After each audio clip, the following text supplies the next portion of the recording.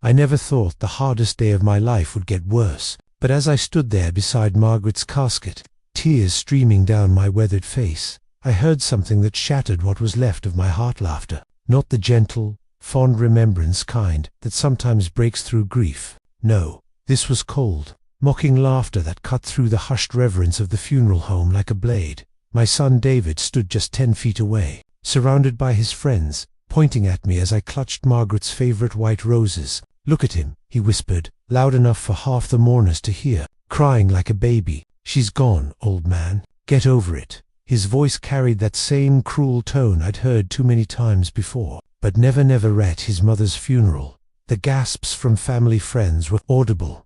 Mrs. Henderson from next door covered her mouth in shock. Even the funeral director, a man who'd seen every kind of grief imaginable, shifted uncomfortably. But David just smirked, adjusting his expensive tie, the one Margaret had bought him for his last birthday, hoping it would help him land that job he'd been chasing. I felt my knees buckle as the weight of 37 years of marriage crashed down on me. Margaret had been my anchor, my voice of reason, my everything. And here was our son, the boy she'd loved more than her own life, treating her memory like it was some kind of joke. The roses trembled in my hands as I placed them gently on her casket, whispering words of love that David would never understand. It hadn't always been this way. I remember when David was 7, running to me after school with scraped knees and broken toys, trusting me to fix everything. Margaret would watch from the kitchen window, her face glowing with pride as she saw our little family working together in the garage.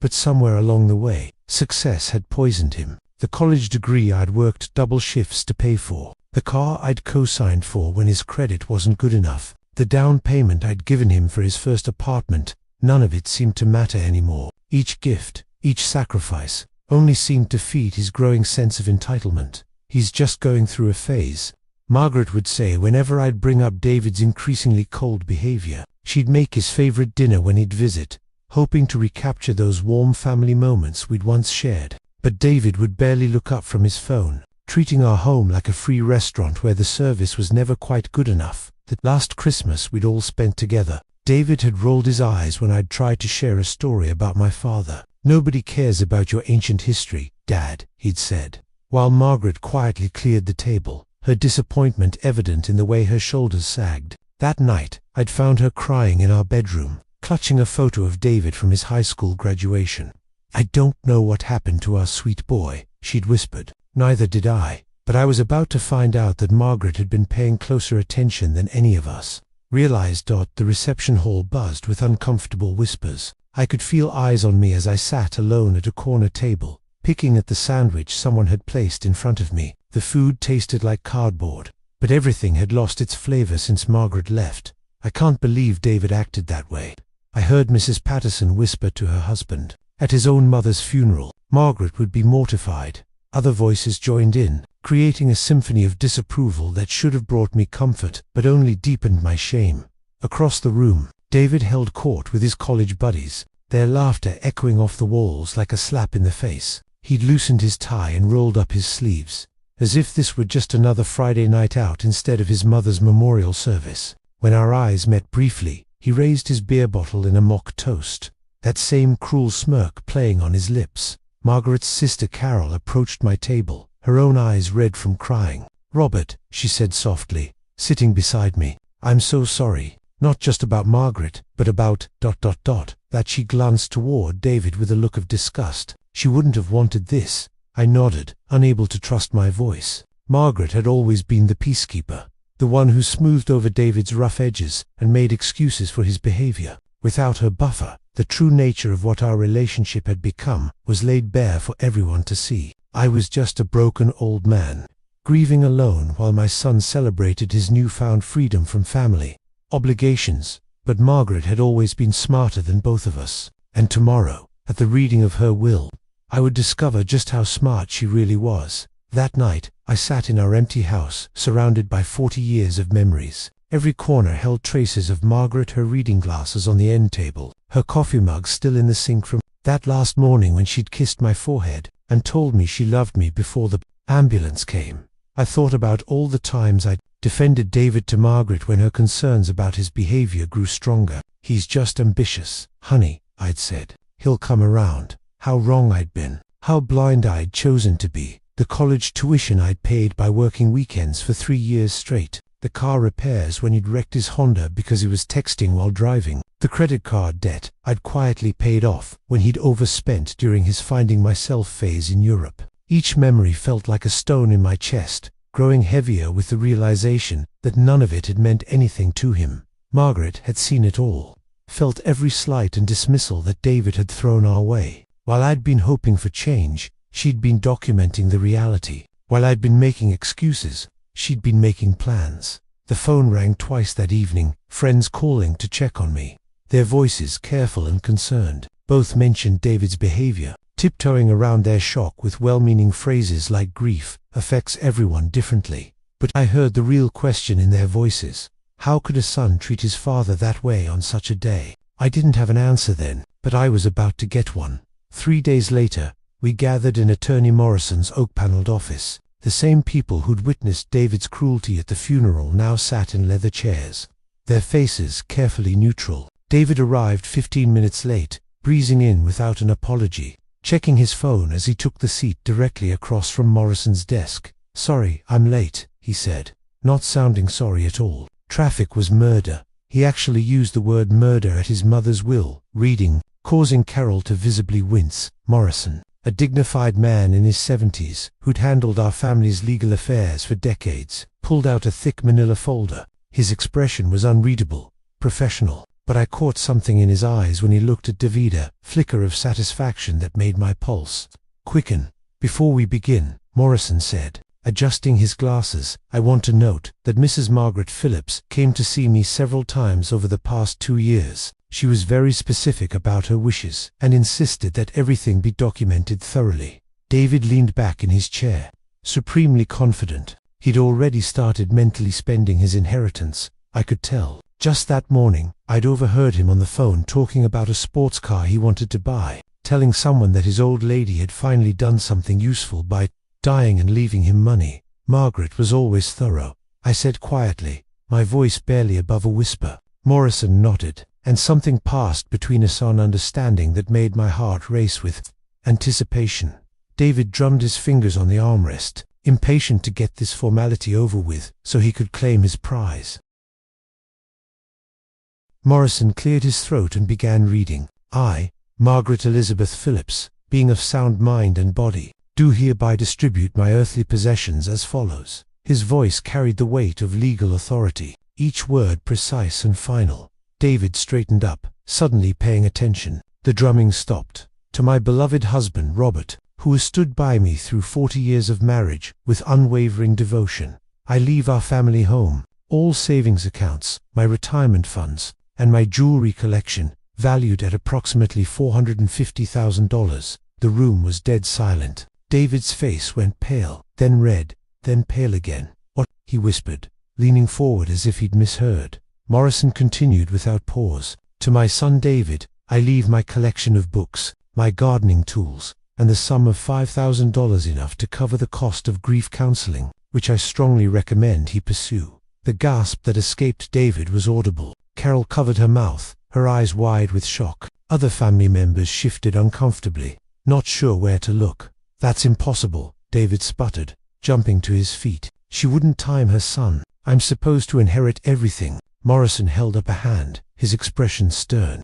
"Please sit down, Mr. Phillips. There's more." David remained standing, his hands clenched into fists, his face a mask of rage and disbelief. The entitled smirk was gone, replaced by something ugly and desperate. For the first time in years, he was hearing the word no, and he clearly didn't know how to process it. The power had shifted, and everyone in the room could feel it.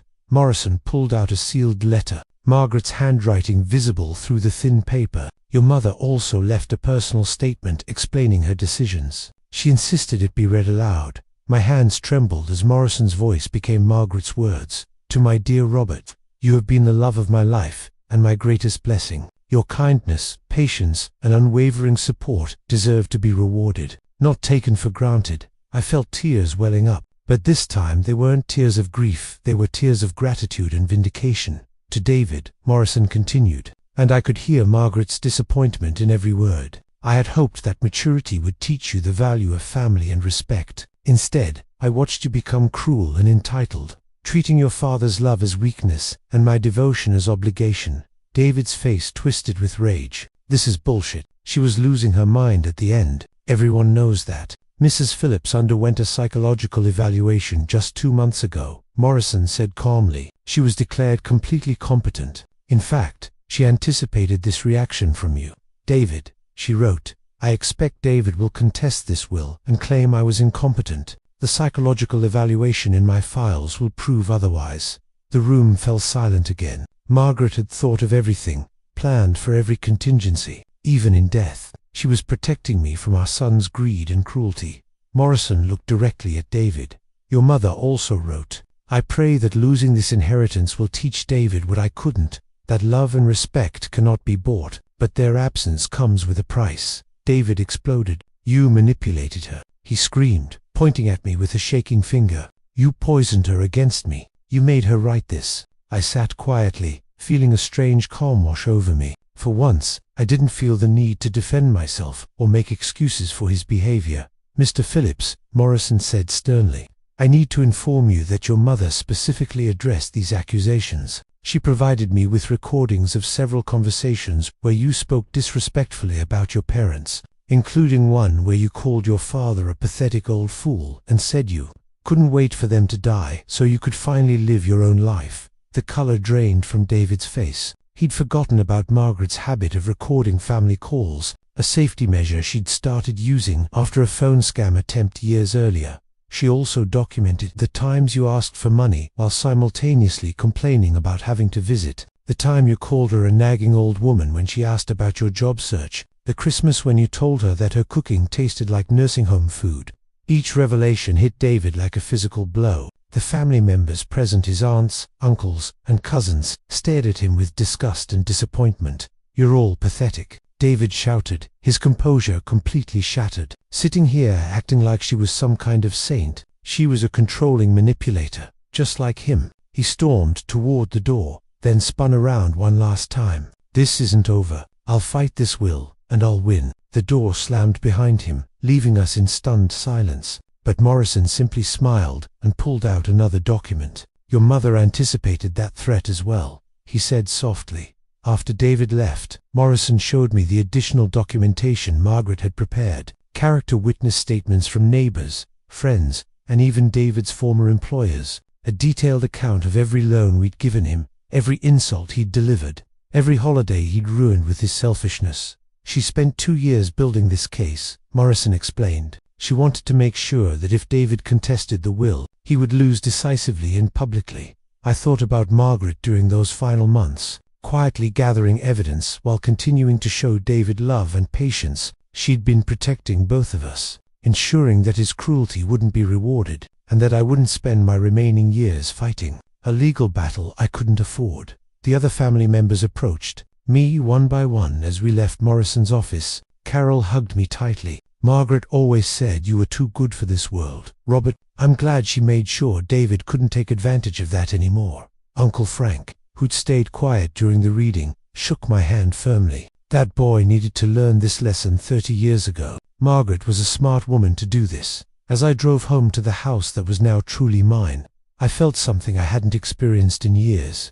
Peace. Not because I'd gained an inheritance, but because Margaret had given me something more valuable: vindication, and the knowledge that someone had truly seen and appreciated the man I'd tried to be. The neighborhood looked different somehow, brighter and more welcoming. Mrs. Henderson waved from her garden, and I realized that the shame I'd carried from David's behavior was beginning to lift. A week later, I found myself at Margaret's grave, holding a single white rose, her favorite. The headstone was simple but elegant, just like she'd been. I knelt down and placed the flower gently against the marble. Thank you, I whispered, my voice catching in the morning breeze. Not for the money or the house. Thank you for seeing me, for knowing who I really was when I'd almost forgotten myself.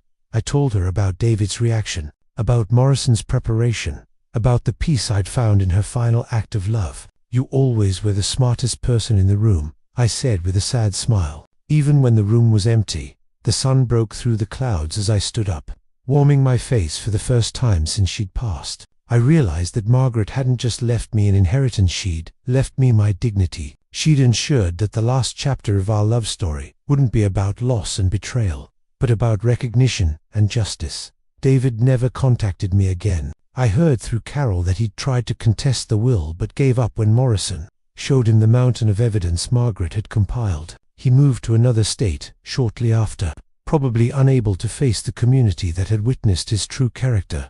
As I walked back to my car, I thought about the lesson Margaret had taught us both in the end. Love isn't just about giving, that's about recognizing what deserves to be given. Respect isn't automatically earned through blood. Relation it's built through consistent kindness and maintained through gratitude. Margaret's final gift to me wasn't money. It was the reminder that I was worthy of love, deserving of respect, and that sometimes the people who truly see us will fight for us even when we're too broken to fight for ourselves. In death, she'd given me back my life,